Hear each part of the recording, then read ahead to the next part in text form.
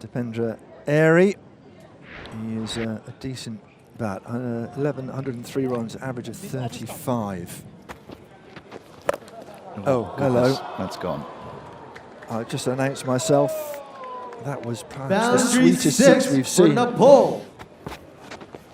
Oh, hello. It's gone again. It's even bigger. Into the trees.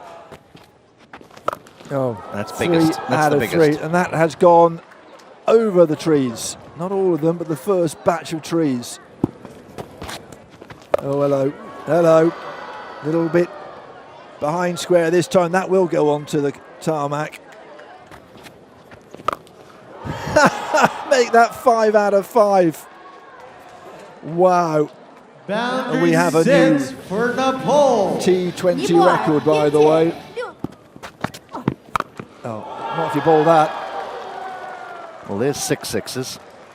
Boundary 6 for Nepal. Oh, this is such a masterclass.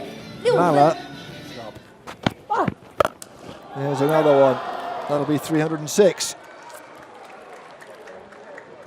Boundary 6 for Nepal. This is some hitting. Well, the one thing we've seen is Nepal can clear the boundary.